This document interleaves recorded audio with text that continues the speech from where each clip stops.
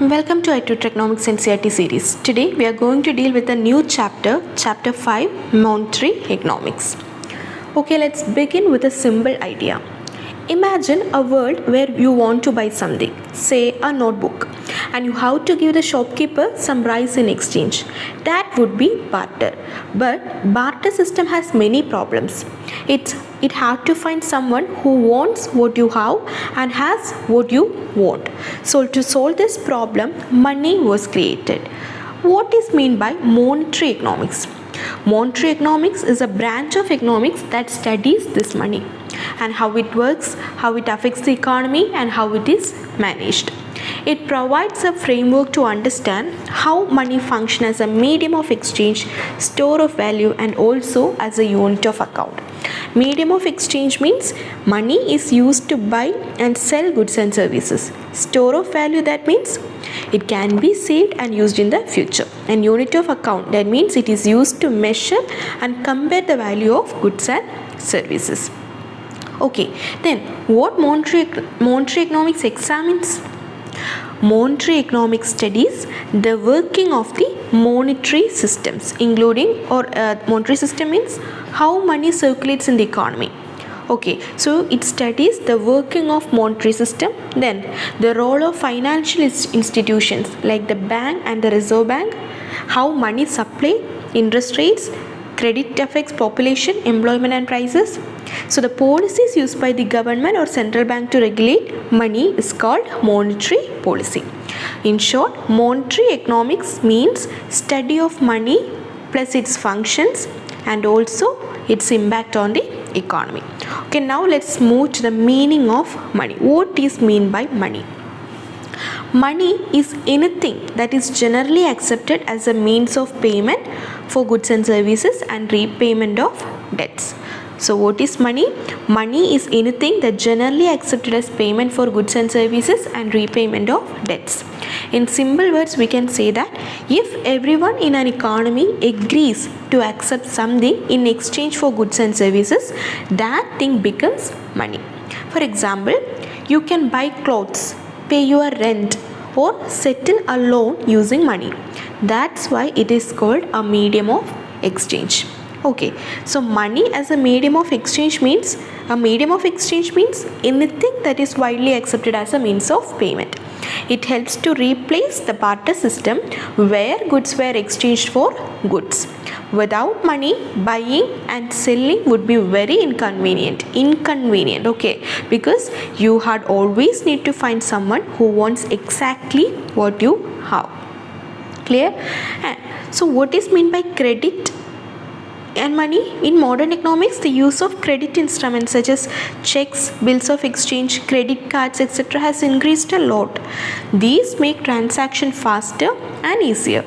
However, remember that money is still the foundation of credit. All forms of credit like checks or bank deposits ultimately depend on the money for settlement. In short, we can say that money is anything generally accepted for payment of goods and services and also debts. And credit means based on money and makes modern transaction easier. Hope you understand this. Now, let's look at the definition for money. Many economists have tried to define money in different ways, depending on how they viewed its role in the economy. So now let's look at two important definitions. First definition is that money is what money does. It is given by Walker. This means anything that performs the functions of money like medium of exchange, store of value, etc. is money, no matter what form it takes. Anything that performs the function of money is money. For example, in olden days, gold coin saved us money. Today, paper currency and digital payment do the same. So both are considered money because they perform the same function. In short, money is not defined by what it is, but by what it does. If people accept it for transaction, it becomes money. Hope it is clear for you. Okay. Now, evolution of money. First was barter system. That means before money existed, people used to exchange goods for goods directly. This is called barter system. This is called barter system. For example, imagine a farmer who grows rice and he wants clothes. He meets a weaver who makes clothes but wants rice, and they exchange rice for clothes and also clothes for rice, and that is called barter system. In ancient times, people used useful goods as money. Okay, things that everyone valued, such as furs and skins, salt, rice and wheat, weapons, shells or utensils, etc. Okay, so these were primitive forms of money because they acted as a medium of exchange before coins or currency came into use. And what were the limitations of barter system? Think about it. Okay, although simple, the barter system created many problems. People couldn't always find someone who wanted what they had and had what they wanted. That means double coincidence of wants. Double coincidence of wants was not there.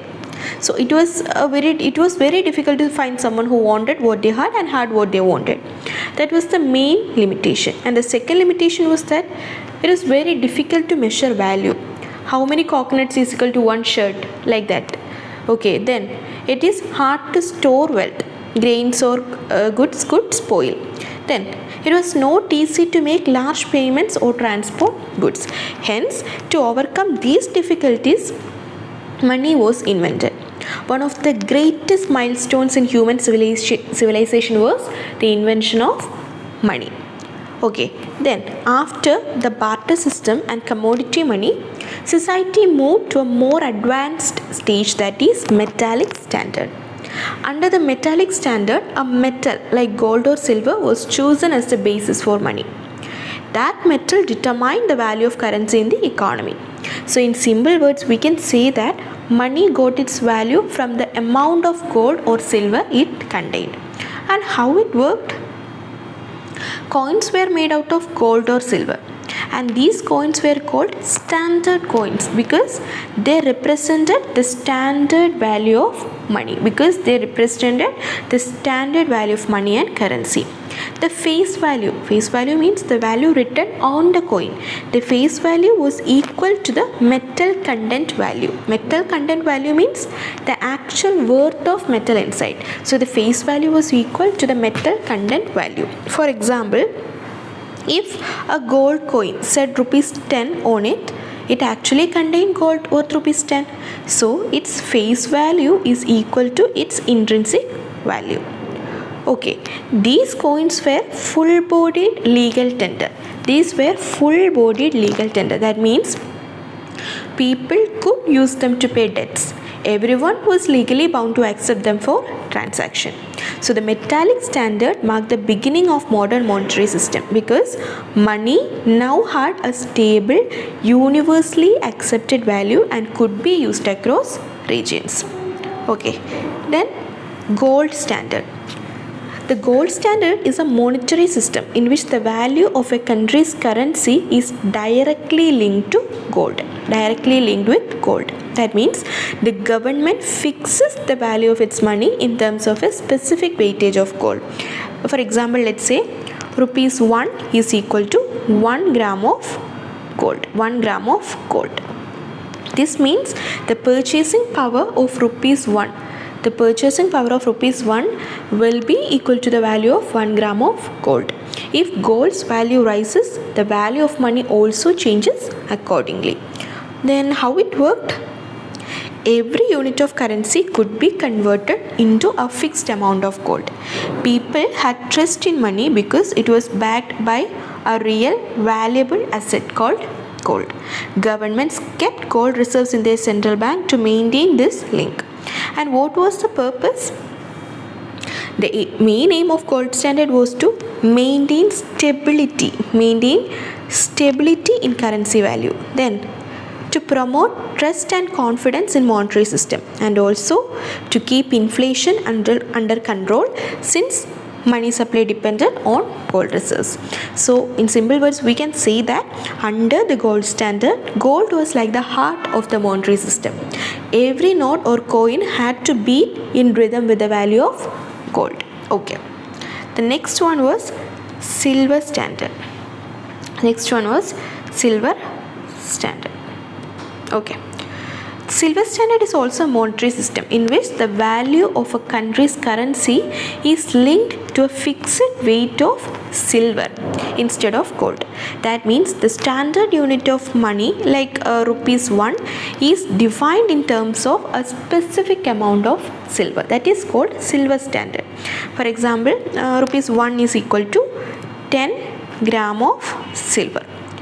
10 gram of silver. Then anyone holding rupees 1 could exchange it for 10 gram of silver from the government. Similarly, if silver's value changes, the value also changes with it. And how it worked?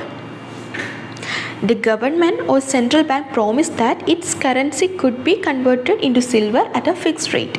Coins were made of real silver, called full-bodied silver. It's called full-bodied silver or full-bodied coins because their face value equaled their silver content, and this created trust and stability in the currency as it was backed by the silver. And what was the purpose of silver standard?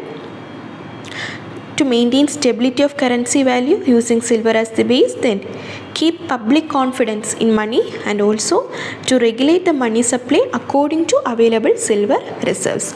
So in simple words, we can say that under the silver standard, silver acted as the backbone of money. That is, every coin and note had to be supported by a certain amount of silver stored by the government. Okay, next one is paper currency standard. What does it mean? The paper currency standard is a monetary system in which paper money, that is currency notes, issued by the government or central bank acts as the main form of money in circulation. These notes are legal tender, means that everyone must accept them as payment for goods and services. And what were the key features of paper currency standards? Unlike metallic standards like gold or silver, paper currency is not backed by any metal. Not backed by any metal. It cannot be converted into gold or silver. Its value is based on government authority and public confidence, not on the intrinsic value of metal. So who issues it? Paper money is issued by the central bank, like the RBI in India or something like that. And also the treasury. Treasury means in some countries it is treasury or by both depending on the system. So paper money is issued by the central bank or the treasury. In some countries it is central bank, and in some countries it is treasury, and in some countries by the both institutions. And how it works? Okay, the government or central bank ensures that enough currency is available to support trade and economic activity. At the same time, they control the quantity of money to avoid inflation or deflation. Therefore, this system is also called managed currency standards. This system is also called managed currency standards. Okay, managed currency standards. Why? Because the value and supply of money are actively managed by the monetary authority. So I will tell you an example. In India, our current system is a paper currency standard. The rupee is not linked to gold or silver. Its value depends on the economic stability, then supply of money, and also confidence of people in the Reserve Bank of India. In simple words, we can say that under the paper currency standard, money is just paper, but it has value because the government guarantees it and the public trusts it. Hope you understand that. The next one is plastic money. That means the latest form of money in the modern economy is called plastic money. It refers to the use of plastic cards like debit card, credit card, etc. that allows people to make payments without using cash. I'll explain you once again. Earlier, people carried coins and paper notes to buy things. Now, they carry plastic cards, small rectangular cards made of plastic that can be used to withdraw money, pay bills, or shop online and offline. So, plastic money is simply money in card form. It makes transaction easy, fast, and safe. So we can say that plastic money refers to hard plastic cards issued by banks or financial institutions which are used instead of cash to make payments and transactions. What are the types of plastic money? We have credit card. Okay, we have credit card. That means it allows you to buy now and pay later. banks give you short-term credit. Then we have debit card, that is linked to your bank account. When you spend, money is immediately deducted from your account. Then we have cash card or ATM card. It is used to withdraw cash from ATMs. Then we had prepaid cards. You load money in advance and use it till the amount is finished, like travel cards. Okay. Then we have store cards. It is issued by particular stores for shopping discounts or loyalty points. Then we have forex cards, that is used while traveling abroad, located with foreign currency. Then also we have smart card. It has a microchip that stores data and allows secure transaction, and it is used in metros, offices and so on. And what is the main purpose of this plastic money? The main aim of plastic money is to reduce the need for carrying physical cash and to make financial transactions more convenient and secure. So in simple words, we can say that plastic money means money in card form. Instead of carrying rupees in your wallet, you carry your bank card to pay anywhere easily and safely. Okay, then next one is cryptocurrency. Cryptocurrency is a digital or virtual currency that uses encryption techniques, that means cryptography, to regulate the creation of currency units and to verify transactions. It operates independently of any central authority of bank, meaning no government or central bank can control it. So the key points are this cryptocurrency, it is decentralized, usually based on blockchain technology, which records all transactions securely and transparently. Then Bitcoin, did you heard about Bitcoin? It was the first and it is still the most popular cryptocurrency. Other examples of cryptocurrency are Ethereum, Ripple, Litecoin, etc. It allows peer-to-peer transactions without intermediates like banks. It can be used for online purchases, investment or money transfers. And what are the advantages? It is fast and low-cost transactions. It has transparency and security through blockchain, and also it reduces dependency on traditional banks.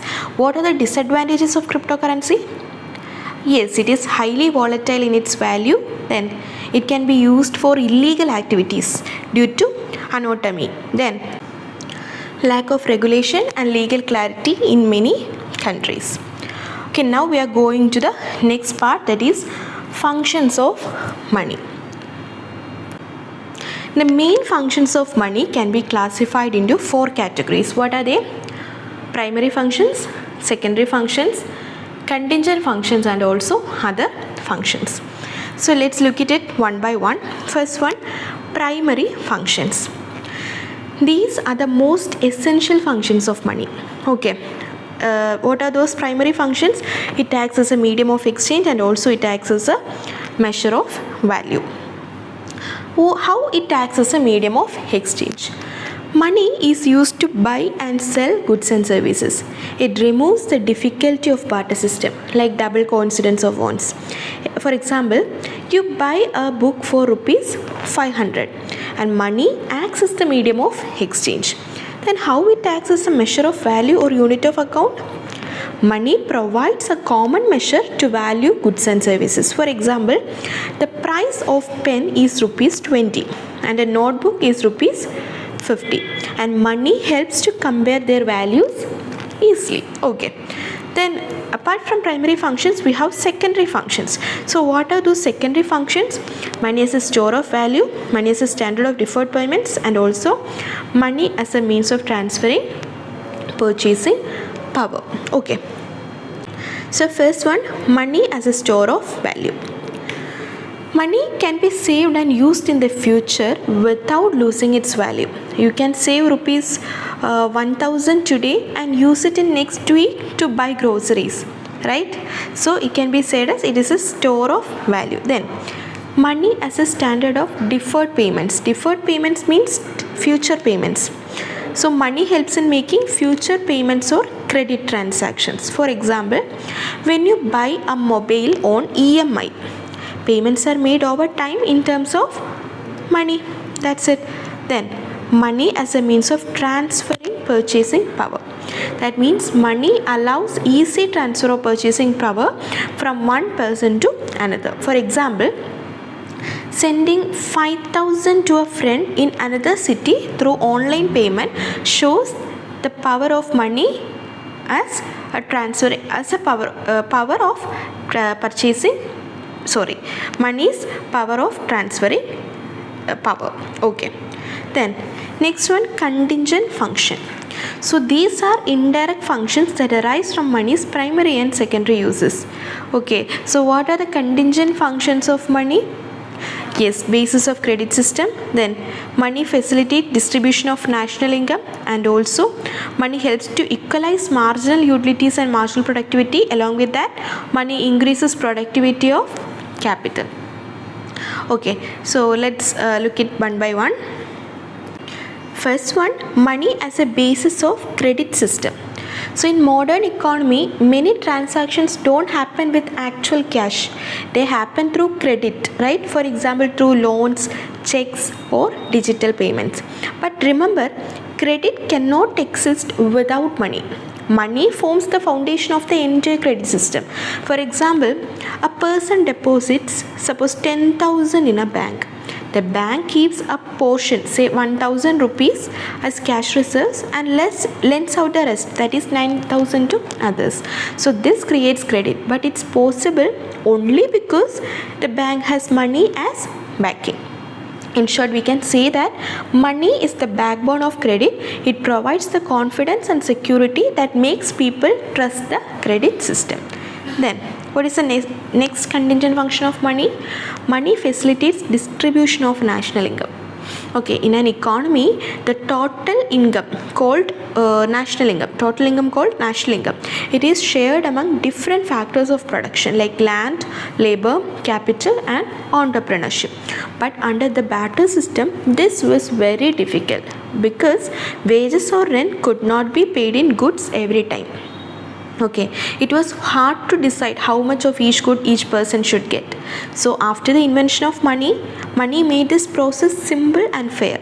Now everyone receives their share of income in monetary forms.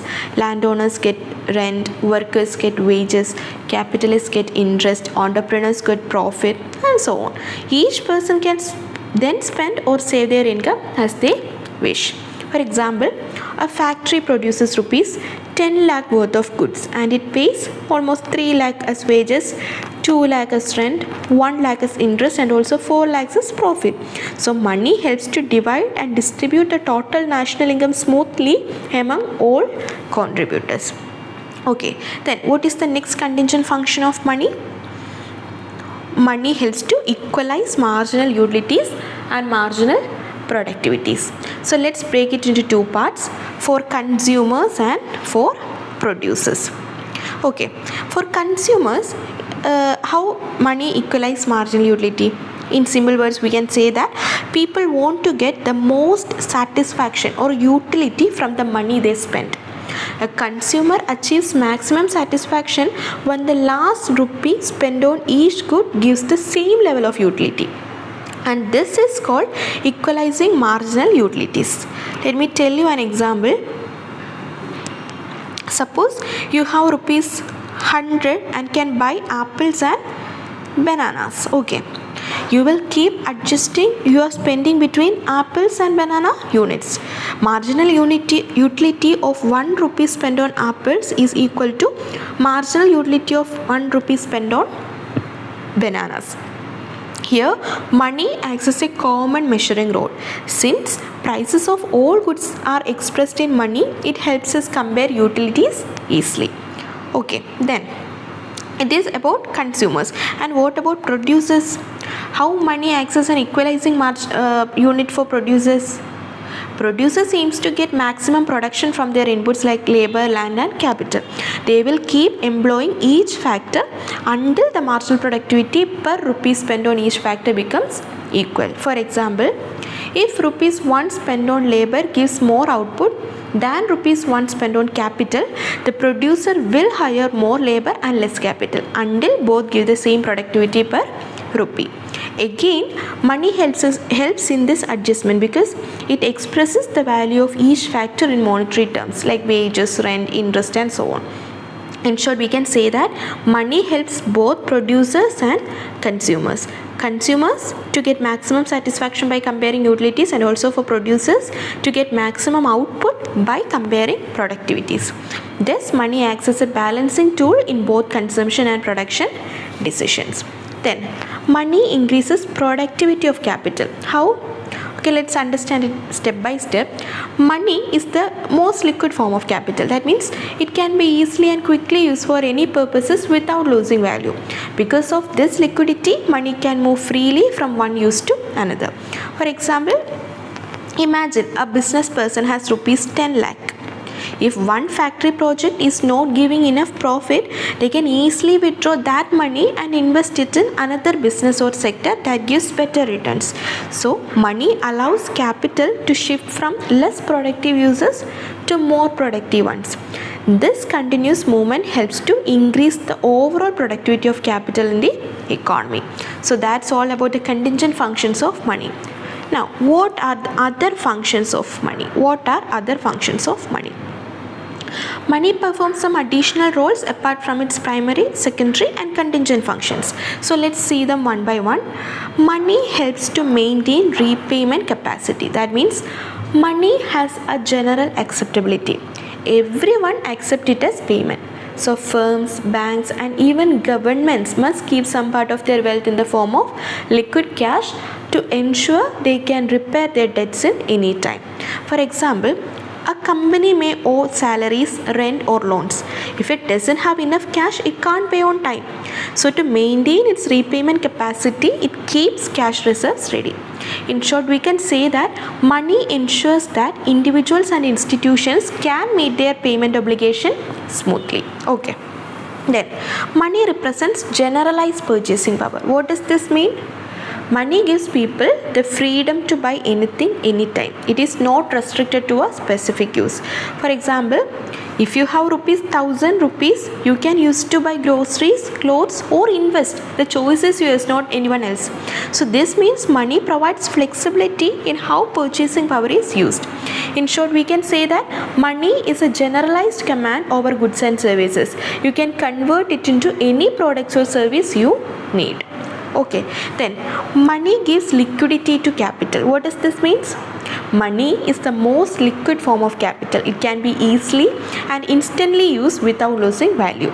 This liquidity allows capital to be quickly shifted from one use to another. For example, if an investor sells shares or land and receive money, they can immediately reinvest it in a profitable venture. So this money keeps capital active and mobile. Okay, so these are the other functions of money. Now let's move to another topic, supply of money. Okay, the supply of money means the total amount of money available in an economy at a particular time. It is a total amount of money available in an economy at a particular time. It shows how much money is circulating among the public in the form of cash, coins, then bank deposits and so on. Let me tell you an example. Imagine all the cash people keep in their wallets and all the money they have in their bank accounts. When we add all of this together, it gives us the money supply in an economy. So money supply is equal to total money in circulation. That means it includes all the money that people and businesses can use for transaction. So it affects important things like price level, that is inflation or deflation, then interest rate and also economic growth. Then at a given point of time, money supply is a stock, like taking a snapshot of how much money exists right now. Over a period of time, it acts as a flow, showing how much money moves and changes in the economy. I will tell you an example. Suppose today the total money circulating in India is 50 lakhs or 50 lakh crore. That's the stock of money. If over the next year banks and RBI release more or less money, the flow show how it increases or decreases. So money supply is a total amount circulating in the economy. It is a stock concept measured at a specific time, but it also changes continuously, making it a flow over time. Okay, now meaning of money supply. In India, money supply includes all money that the public can use for spending and saving. So it's not just cash. It also includes money kept in banks and post offices that can be used even when needed to use. So who issues money in India? The Reserve Bank of India, that is RBI, and also Ministry of Finance, that is Government of India.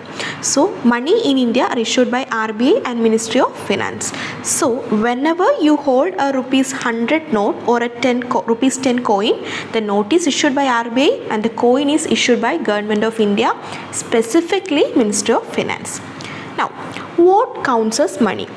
Apart from notes and coins, deposits held by the public in banks like current account and saving account are also part of money supply, because people can withdraw and spend this money anytime.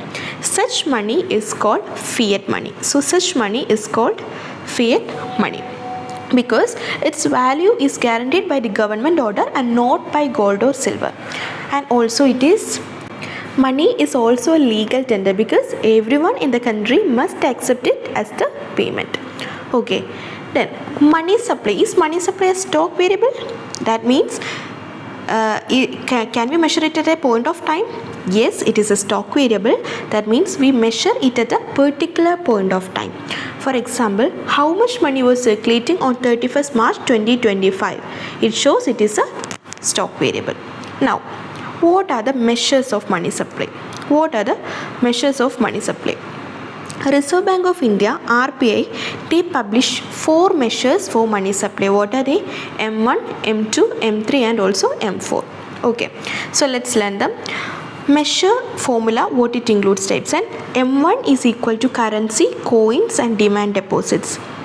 M1 is equal to currency, coins and demand deposits. M2 is equal to M1 plus saving deposit with post office saving banks. M3 is equal to M2 plus time deposit of all commercial banks, and M4 is equal to M3 plus total deposit with post offices.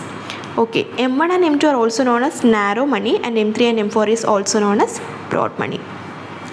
So let's talk about liquidity concept too.